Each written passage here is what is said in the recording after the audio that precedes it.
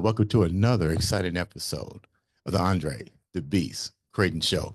Today, we're going to go into the mindset of a beautiful young lady and her journey in that beast mindset. And the topic today with this story is very unique because we all go through some different parts of our life.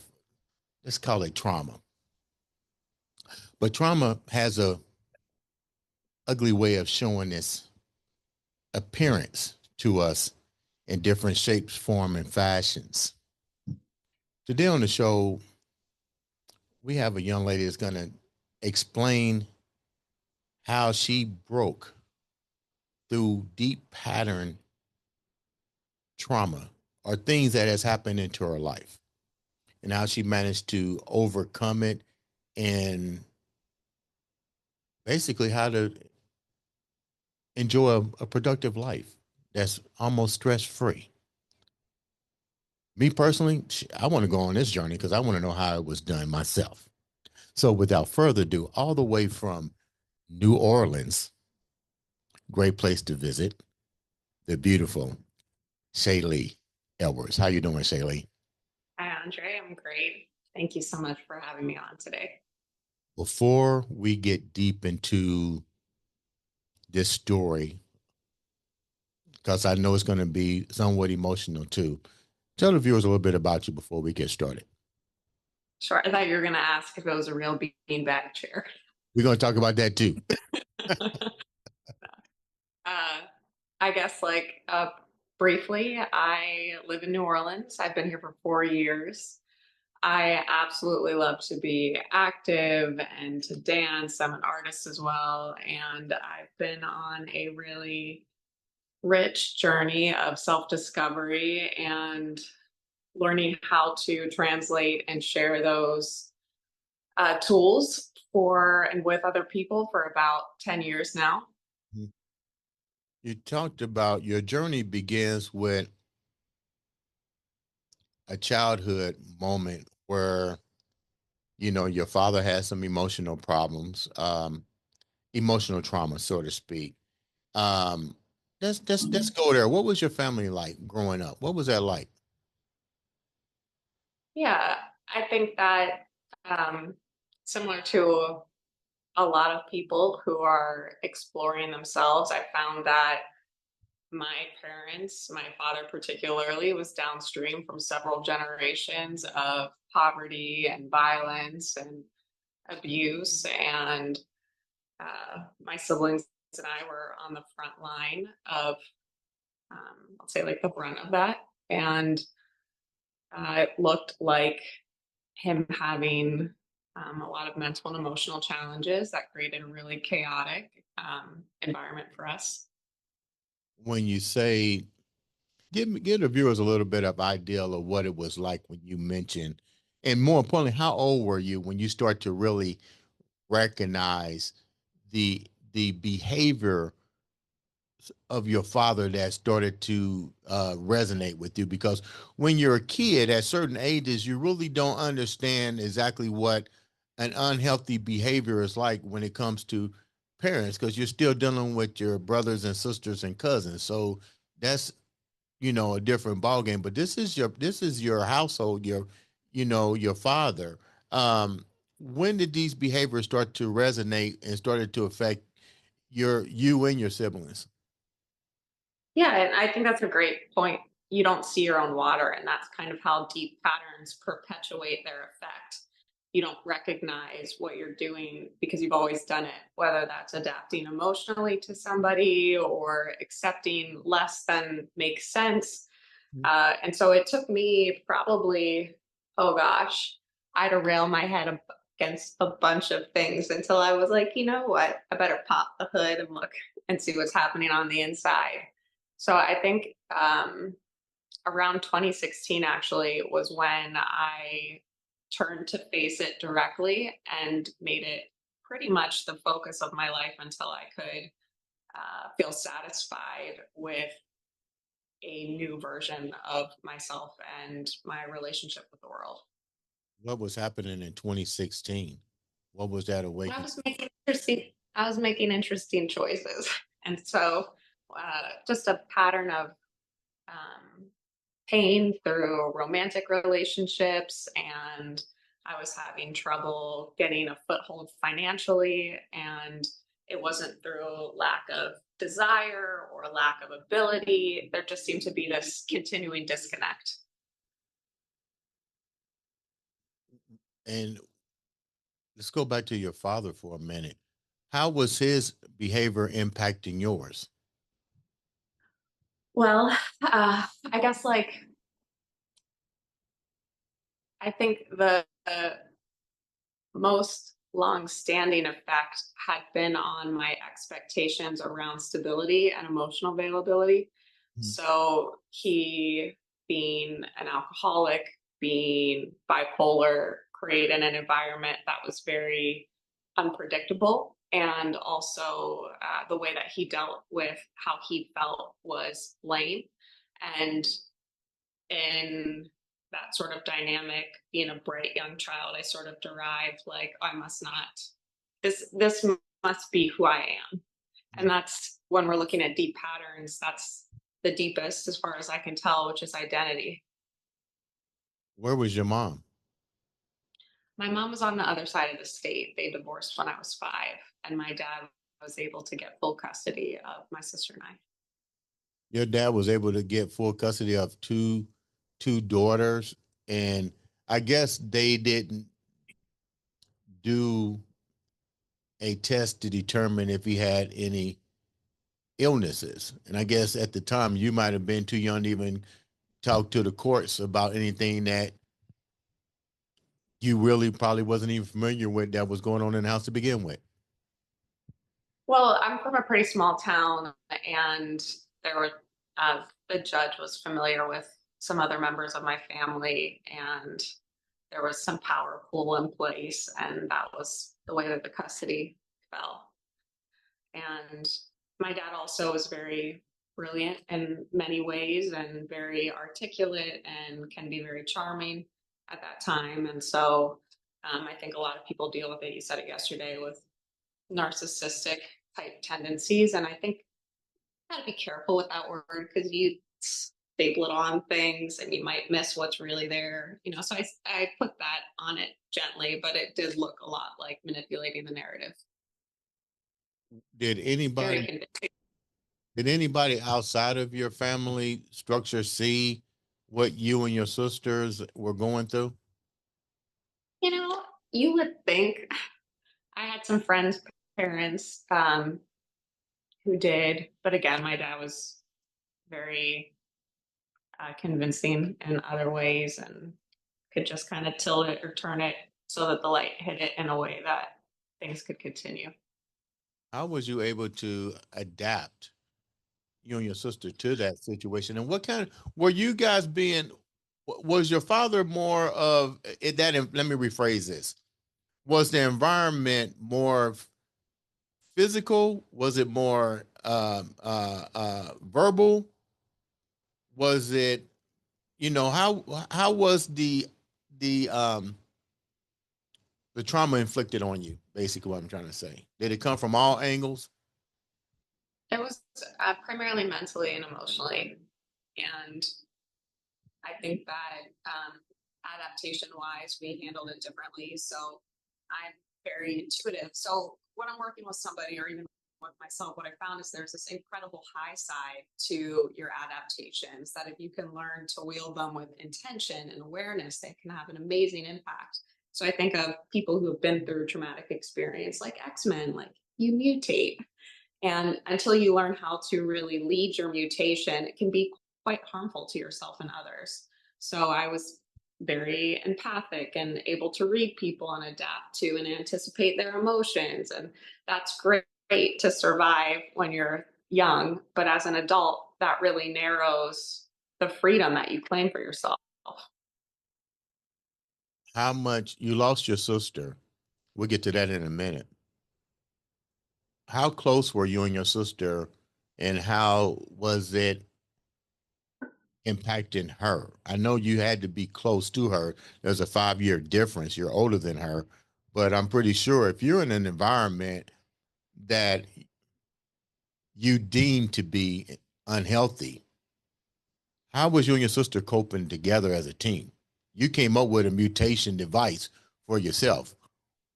What was what was hers, or did she share with you what hers was? She actually didn't cope as well. And that's, as I told you in our pre interview, she committed suicide when she was 20. And the way that she responded to our environment was kind of seeing it how it was. Mhm. And that call to reality didn't serve her. She didn't play around the pieces that were set where I was willing to sort of yes and the world I was given. And so I think in varying degrees, much of our like Western population does that. You know, we're presented with this collective narrative. History is this, you should be this way. Mass media says that. We sort of take this world without question and play within it, often to our discomfort. And she was like, "Nah, I'm good." And she ended up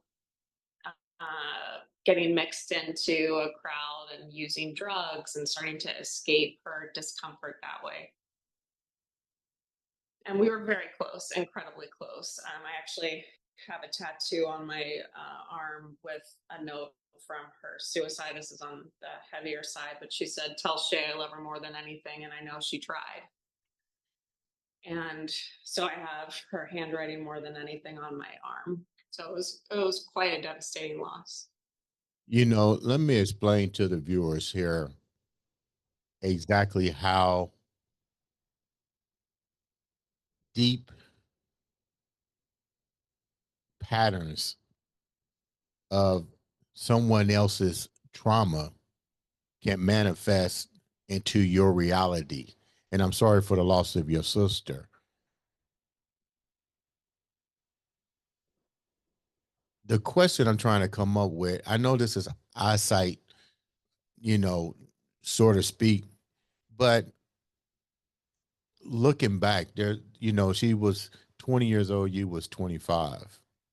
Knowing what you know now, knowing that these patterns have to be broken,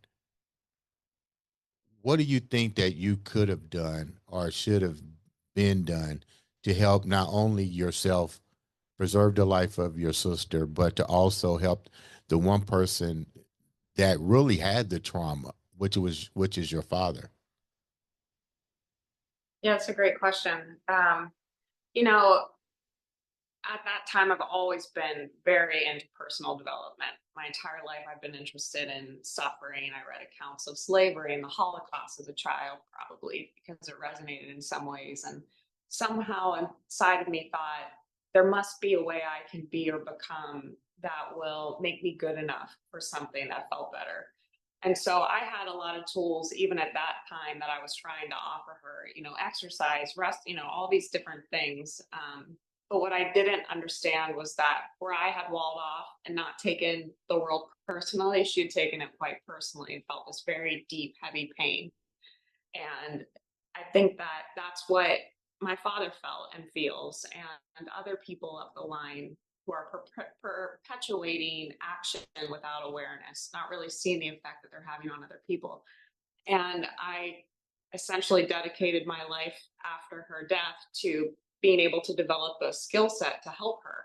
And it took me going to a dark place myself to really understand what is required to find the light and to reveal it within yourself.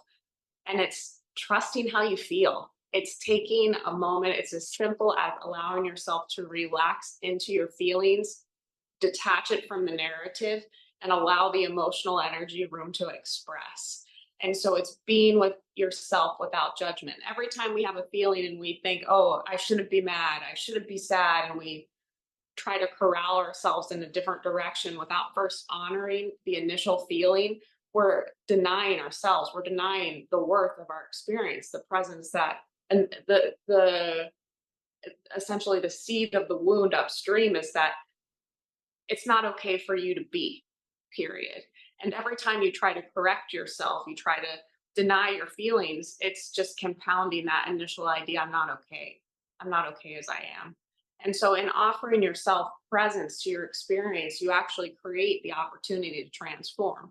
Now, someone like my dad who has more, let's say, like mechanical issues, I think that there's other things that he could seek, but evidencing your experience seems to be a good place to start and creating enough ground to be able to move forward. But energy cannot be destroyed, whether it's good, bad, or indifferent. It cannot be destroyed. Um, and that's sad because individuals may not know what type of energy that they may have. One may overpower the other. Was your father still living upon the passing of your sister, or Yeah, he's still living. what was his? And I know this is probably touching, but I just got to ask these questions because I'm pretty sure the viewers would ask. I could just imagine the loss of my children. I may can't understand what I've done to impact them if I don't recognize that I have emotional baggage that I'm bringing into my family, and evidently he didn't, or it wouldn't have gotten to where it's gotten to. But you yourself, who've become a little bit more mutated, like you said, and you go to such a tragic a funeral of your sister and his child. What was that feeling like? I mean, how did your emotions begin to change towards how you looked at your father, knowing that his energy, transferable energy, could have caused her to go here? Because you even went to a dark place. Did all this put you in a dark place? And if so, what was that dark place for you? And the second part of that question is, what was your father's reaction to the loss of his daughter? Well, I think starting with him, I can't really, I don't feel comfortable speaking for him. I think that I've come to a place, like you said, I had an initial reaction, and over the course of the last 12 years, moved through. I actually write a tribute every year on International Page Day, which is the day that she left, that I kind of share reflections on my experience of grief. And over the years, it's evolved, and how I interpret the story and the story I tell has evolved. And that's the underlying power of changing patterns, is you can change the story. Our patterns come from our interpretation of the world. Our interpretation is learned.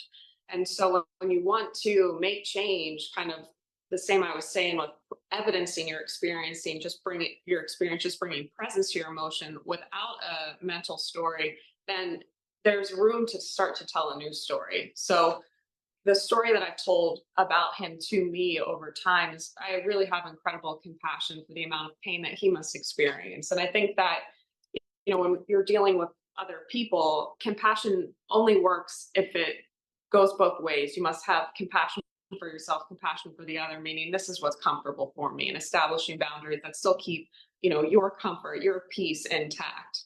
So for him, I really honor the experience that he's had. It hasn't been easy. And I think that let's see, like at the dark place myself, I think that honestly, my call has always been toward alleviating suffering. And I think that in asking deeply to be able to do that, I was led to a place where you see things apart from your power, apart from the role that you can play, making them different. And I really honor people who have gone there and go there. It's not easy. And unless you've gone there, you don't really know.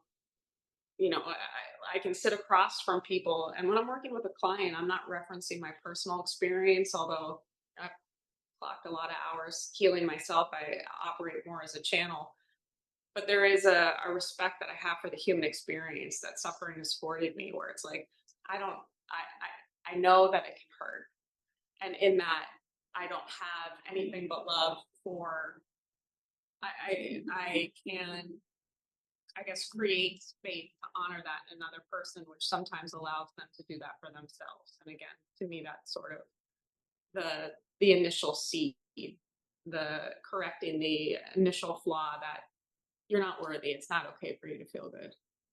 You mentioned during the pre-interview that there was a brief separation from your father for a couple years, and then you was um, introduced to siblings, other siblings, if I'm not mistaken. Um, take me down the road. What that was like for you? Well, so I had a half brother, and I have a half brother, a half sister, and I left home when I was 17. And at that point, he closed the door to connection with them. And so it wasn't until 10 years later that I was able to reconnect with them. And that's actually a loss that got lost. I think that that's why it's so interesting when we're looking at the water. Again, you can't see it. And so at that time, at 17, I didn't have a toolkit to really be with that experience, and I wasn't supported in that externally. So that kind of got shelved so that I could continue living. And with the actual death of my sister, it hit it further. And so it took a little bit longer in the process to really stand and look at that. And even so, like, while we're bringing up these like heavier pain points, I can't say enough that if you're on a healing journey, it's so important not to make it about what's gone or what happened so much as like what's here that you want to be here for. Like, what, and having a whole heart, what does that allow you? Is it, and being open to love and being open to life, what's important about that to you, and really doing your best to keep that in your sight lines rather than looking for all the places that are bruised or broken. You can get lost in the dark. Yeah, you mentioned being lost in the dark. At 17 years old, I mean, where in the heck do you go at 17 years old and knowing that you dealing with that you was dealing with what you was dealing with? I went to live with my mom, and my sister was to come with us, but my dad played a hand in keeping her there.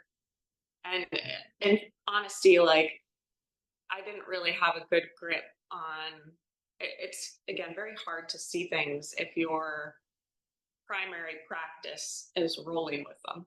So I didn't quite have a good grasp on the, like, let's say, like, how maybe not unusual, like, maybe how intense that experience was. Who reached out to who at 17 years old? Did you reach out to your mom or did your mom reach out to you? My mom actually played a really active role in trying to get custody of us. I guess the entire time we were with him, but that wasn't shared with us as children. Like, he wasn't validating that as happening. So at that point, I had really insisted, like, we need to. I didn't want to leave my sister there, and so before I went to college, I wanted us to go live with her. When you got a chance to be with your mom at 17 years old, what was that like for you with trying to understand what you was going through with your dad? I mean, because that had to be a change. Did she even have any idea of that's how your dad really was? Because usually, if there was a separation that involved custody, there's always two sides to the story. Does that make any sense? So when you go to your mom, was it easy for you to share what you was dealing with your dad, and what was your mom's response to what you was going through? Yeah, she knew who he was, and she is a perpetual, uh, like, she's like a sunflower. She's always looking for where it's light, and so she did the best that she could with the constraints of the system or the situation. And when I left, I similarly just had like a really strong orientation toward forward motion, and so I like just took what I could and moved forward with it. It wasn't until so the deep patterns are interesting to me, particularly because I replicated several times over. And one of them is being able to walk into a new situation kind of like disconnected from the one behind me. So that's kind of what I did there. I moved forward and just closed that off. So if someone is working, if they suspect they might be in a deep pattern, again, the first step is just allowing the possibility that it can go a different way and letting that desire kind of like fuel. I drew a little graphic there, but I'll share with you if you're interested. But belief in an alternative is huge. And I think what you're doing is incredible and creating space for people to see overcoming. You know, once you know that it can be done, it kind of like it's a lighthouse on the shore. So showing instances of people overcoming things like that's real, that's life. And knowing that it can be done makes it possible for others. Out of these deep patterns, you mentioned something earlier, and I shared this countless times on this platform. Patterns will eventually dissipate if you put in the work. But a lot of people who see these things, first of all, there has to be awareness. And at a young age, there wasn't awareness. Awareness had to show its ugly face through a lot of the trials and mistakes or the patterns that you was duplicating to realize that they was unhealthy patterns. But my question to you is, knowing what you've went through, knowing your loss, and not only the loss of your sister, but you also lost some dear close friends along this journey. I think through these journeys, there's always going to be what I call casualties of war, but let's just call it a energy war. Um, but with that said, how did you know which ones had to be addressed first? There's a lot of baggages in your house that's affecting every aspect of your life and certain people that surround you that unfortunately could not bear that that situation. How did you know which ones that you needed to tackle first, and what was that like? Yeah, I think, where knowing where to start, it's kind of like when people look at the world right now, there are so many things that aren't quite working. So it's almost without knowing of like it's overwhelming. And so I think that's why people sit back from it or they're wait until they're pushed into it. And I think that really love, as cheesy as that is such a great place to start. Where do you want to grow? Where are you inspired to grow? Mhm. Is it developing greater financial ground for yourself? Do you want to have closer relationships? Do you want to perform successfully? Like, what is it that you really want? And I find or found God along this path. And to me, that means a relationship to the non physical and infinite intelligence, the universe, spirit. And that also allowed me to develop a conversation, a dialogue where what's being presented to me is the next step. I'm constantly looking at the world around me and inviting it to speak to me and to show me where am I growing and how can I best support that and really opening to divine support. And that's been and so my advice to people would be to ask, show me, and to be willing to engage with life as if it is correct. Acceptance, which is the same thing as mental silence, it is uh, when you're not pushing against things. It's almost like trying to get the same door, same door, same door. It's locked. If you stop pushing, you step back, you see there's another door. And if you've been through trauma, it's so hard to relax your head. You got to get in the door. You got to get in the door. You got to get in the door. Mhm. And learning how to control your nervous system, learning how to breathe, learning how to relax and step back makes it possible again, just kind of like slowly unwind this. And I've been asking you like, oh, what are you working on? What are you working on? And you're like, talk about me. Just have fun, just having fun. And I think that's really like what I found and on my YouTube channel and the content that I do is really like, yo, people, like you suffered enough. Like it's been hard enough. Like this next part, this healing part, what if this was light? What if this was easier? What if this was fun? Because shit's already been hard. Yeah. What have you what have you learned so far through this painful journey? And I think, to be honest, as as hard as this may sound to some individuals, I think you have to understand the big picture. To grow from pain is a sign of evolvement. To linger in pain is a sign of defeat, both emotionally, spiritually, and humanly. That's how I look at it. What's your take on this? You went through this journey. What are you most proud of with what you've accomplished and what you're doing for other individuals with your story and your artwork, which we're going to talk about in a minute? Well, I think it actually ties to one of the pre-interview questions around what am I proud of, softness and playfulness. And I think that when you have gone through something hard, it's like Iron Man. Like you build the suit to get out of the cave, to break free, to go out, and then you've got this cool suit like these X-Men adaptations that does all this cool stuff, but also separates you from regular life. And it's a process to take off the warrior gear and Mm. let life be a little different. Because as long as you're dressed as a warrior, you're gonna fight, and then that will be your life. And so I think becoming open again and willing to be fresh, to not be on guard, to allow myself to approach the moment with love and playfulness, like that has been an incredible accomplishment. To be here without all of that has been a really beautiful gift. You seem to always have your Iron Man suit on. Even during Me?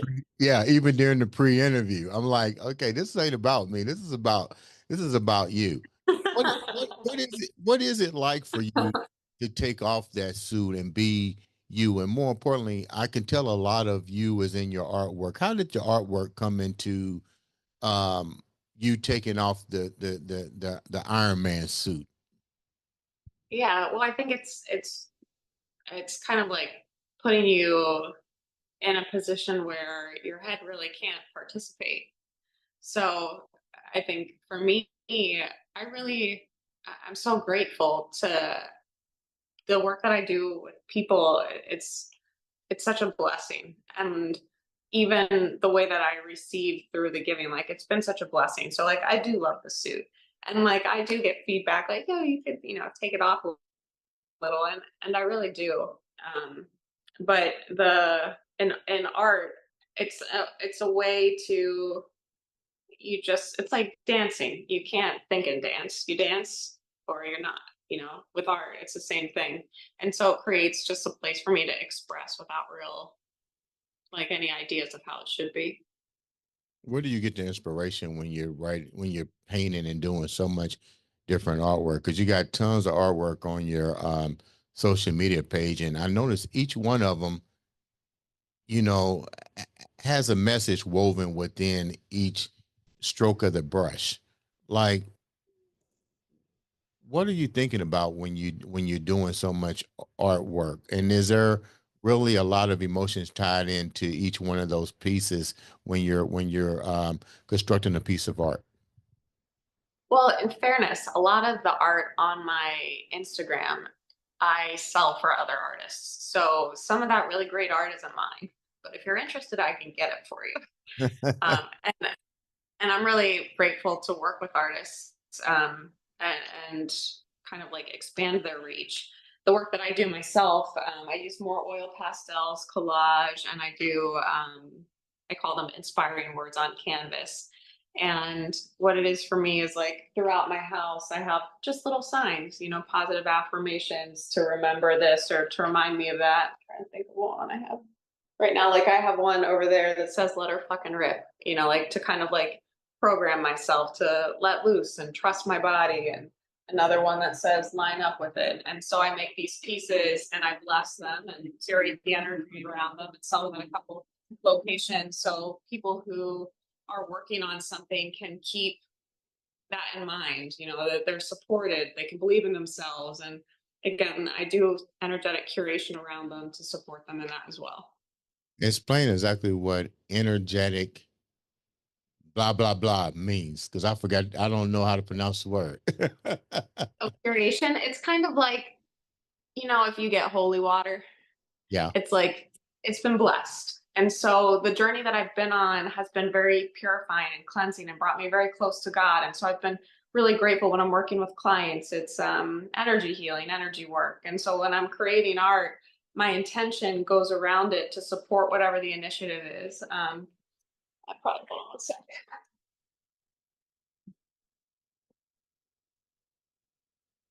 Like this one is just a simple, these are just simple little canvases that says you have the world at your doorstep. And the back says knock knock, it's yours, and keep it tight, keep it right. These are, again, just like little casual pieces, but um I will put intention, bless it, so that when somebody resonates with that as something that they're trying to remind themselves of, the opportunity that's present to stay focused, just sort of support them in that. You mentioned your journey has brought you closer to a higher power in your life. Explain that a little bit. And how do you Well, know it's brought you closer? yeah, that's such an interesting thing to unravel. Uh, I guess it's experiential.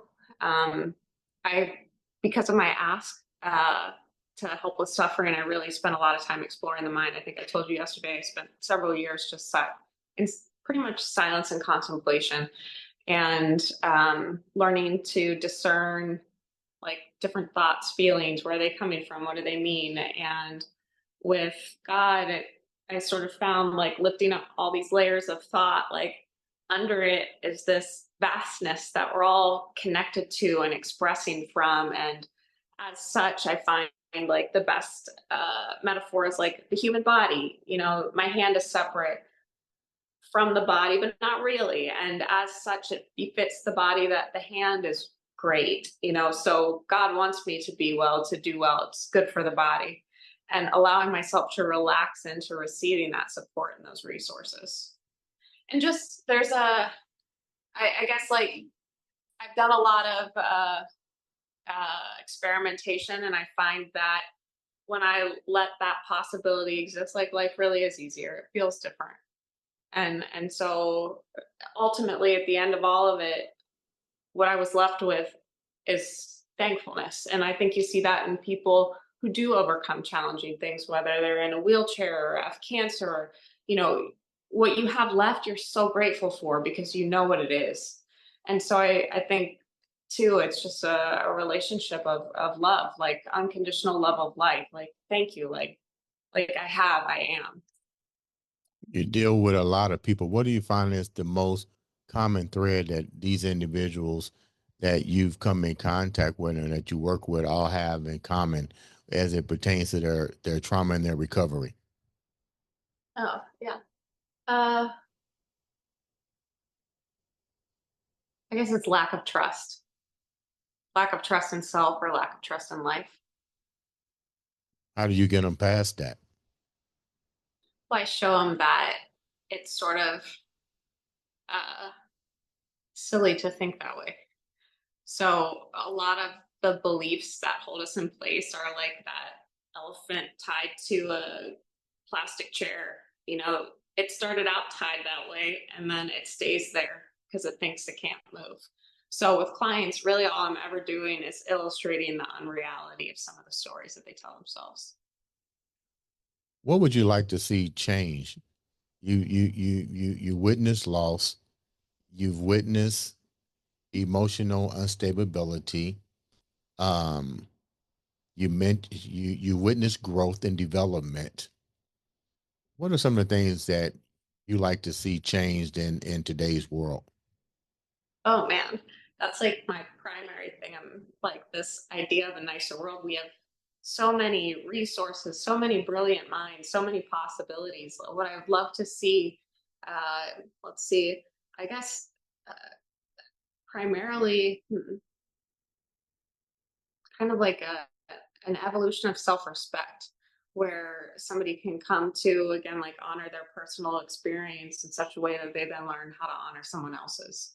And through that, hopefully, some more productive conversations on how we can use resources or navigate competing interests, some more cohesive collaboration because we're all in this together. Why do you think there is? Let me go back. How hard was it for you to forgive all of the wrongs that was impacted on you? Oh, that's a good question. Well, I think that the hardest one to forgive was myself. And it's sort of ironic. I have a lot of content I've written and created around how we're essentially programmable flesh machines. You get ideas, you live out your ideas, but you're not your ideas. And so it took a lot of work for me to really accept that while I have ownership of what I've done and the power to make new choices, it's a process. And it doesn't serve me to be when somebody holds themselves in guilt and shame, it has actually an ironic and funny counterproductive result. So, in being in guilt and shame and being in unforgiveness, what you think you're doing when you're punishing yourself is making up for what you've done. But really, it takes away from your ability to do better because you're not really here and you're not really available to the information that's here. And so, the best thing you can do for everybody is to forgive yourself. And that frees you up again to like be present to what's there to make a better choice. Yeah, but most people find that easier said than done. So, what's your take on that? My take is, yeah, it takes some practice. I think that the body really does, like, your breathing is incredibly important. You know, the more that you're circling in your head, just recognize there's likely something you're trying not to feel. And while you can chase those chickens all day, you'll never catch them. And so, if you can find it in your body and just, again, be with the feeling, be with the experience, don't try to change it, explain it, tie it back to 1955, like, whatever, just be there with it. And then it somewhat resolves itself. It's wild. How was you able to keep moving with your developmental skills as it relates to your father? Is he still with us? Yeah. So what's that relationship like now with your personal development as in the relationship with your father? Well, I'd say it continues to evolve. At different points, at different places, I prioritize different elements of it. I We have a relationship. He texts me every day. I find that it's not good for me to be very close to him, and that he's still living out some stories. And so I kind of curate it in a way that I'm comfortable, but still allowing, like, he's tried, and I do respect that. When you say he's still living out his stories, what do you mean by that? He still has kind of like there are certain interpretations he has that ways that he interprets and responds to life that to me I don't feel good. Was it difficult for you to, let me, is a two-part question. Did you ever open up your emotions to your father? And if it was, how difficult was it for you to do that? Because a part of life's journey through this is unleashing that emotional negative energy to some degree. And when you did do it, it had to be both painful and an enlightenment at the same time, but you had to give it to him. So what was that like? Honestly, like he's a very complex, kind of like nuanced person, and at that time, like he really wanted to have a relationship with me and did his best. Like he really has, you know, he's limited, and I think that's important too when we're looking at ourselves and others, like limits of the system, and be reasonable about what you need to support where you are or to allow where somebody else is. And so he has at different points like apologized profusely and taken ownership from the view that he has. Is it different than mine? Yes. But I guess again, like, I don't know if you can notice, but like you're like, hey, how about your dad? And I'm like, well, let's steer it this way. Like you're like, hey, and it's because I've really worked. I want to be in charge of my story now. Like these are things that I've been, these are things that I've experienced, that I've contributed, that I've done my best to turn into something beautiful and useful. And if I continue to hold on to what created those things, like I don't have room for anything else. And so as best I can, I've come to, you can't do that prematurely. You really have to let everything take the time it takes. But at this point, I'm really grateful to have room to hold other ideas, other things. And that's the messaging I would like to offer people who are going through it, is that like you don't have to live that forever. Like you do have time to have life that you enjoy, but you really like to do that. It's important to put down the things that hurt you. So really what you're saying is the way to stop the deep patterns of this behavior is to first start within yourself and start to rewrite your own narrative, because clearly you're not going to change his narratives and you're going to change anybody else's narrative. So I guess what you're saying is you start with yourself. This is the so-called breaking the patterns. Am I somewhat correct on this? Yeah, and that's why I've come to like I've synthesized all the work I do. Like I teach self-love. And that's basically recognizing, to me, self-love is a momentary choice. This is my personal experience. This moment is my personal experience. I can bring whatever I want into it. There's a lot of momentum of bringing other things or ideas, I think, about how it should be, but ultimately, like, this is my moment. And self-love to me is coming to see that it's okay that I feel good, and in allowing myself that, I can do better for everyone. And so, yeah, inside out, from the standpoint of that's unconditional love. Like I'm here in life and it's mine. And I want to be respectful of other people's experiences. I want to be available to them, but it's only possible if the integrity of my personal system is honored. What's your end game? What's the big message here for the viewers? You've overcome so much. You're smiling like crazy. That means you're enjoying life. You found a deep gratification within inside yourself. You clearly have broken the deep patterns, and it starts within yourself. To be honest, let's get real. It's you know we came in alone. We leave alone. But what's the end game for you?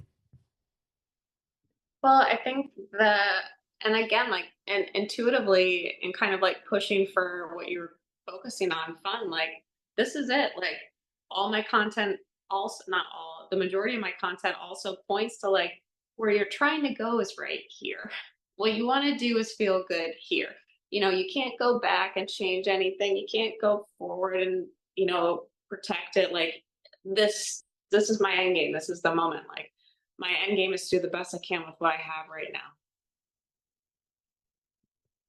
I call it here and now. Yeah, here and now, like have a good time. Like it doesn't have to be, it doesn't, like, I think with trauma, you get so used to things hurting that it's comforting. And to be without your pain creates a need for an identity change. And your whole worldview has to shift to accommodate that. Man, that whole time it sucked, it didn't suck for everybody. Because I think when you're in trauma, in some ways, the story you tell yourself is this is life. And it's not to say that everyone doesn't, most people don't encounter something, but there is room to be brighter and lighter and to have a more harmonious experience of life. And if you're coming from trauma, that's really hard to imagine, but it's real. What are three pieces of advice that you would give to the viewers who are trying to do what you said, self love, and remove or stop these, let's call it what it is, breaking these patterns? What are the three advices you would give the viewers? That's good. Well, again, like tying back, and I know we started off a little heavier, but I do find that like lightness makes room for things to change too. So like use your seventh sense, like your sense of humor, like try to break what you're in enough so that you can see it truth. Humor also affords some level of truth. So as awful as it is, see if you can allow yourself to find something that lifts your spirits, opens you up a little. And beyond that, being as gentle with yourself as possible. Oh my God, no matter how many times it takes, how many times you spill it over, how many times you fuck it up, it doesn't like as gentle with yourself as possible. Come here, honey, it's okay. Yeah, it's okay. I know. That was the eighth time. That's okay. Like, come on, come on, come on. And the third one is just minimizing your narratives, because while they seem like you're helping, and particularly true with really bright people who've gone through stuff, you want to understand. You Right. want to understand so you can control, and it doesn't happen anymore. And so you create all of this, all files and files and files and files of all this information so that you know what you did, what they did, how did, blah, blah, blah, blah. And the more that you're in therapy, like the more filing cabinets you have. And before you know it, like you're just in this room and you can't see anything. You're just there with your ideas. So like just being mindful that the story that in your head, none of them are it. Life doesn't fit in your head. Life's out here. And just take the story long enough that it takes you to the next place, like trapeze bars. Let go, let go, let go, let go, let go. And to do that, one does have to become comfortable in the body. And that's from the second one, where you're present with yourself. You're okay. That's like the self hug. Self hug is like my thing. It's like self hug is the new self help. You just breathe. You're right here. It's okay. We're okay. We're okay. Like this is my plan for world peace. Okay. Okay. You're okay. You're okay. That's a good plan too. I hope that they take heed to it and employ it in today's uh conflicting war, world of worlds.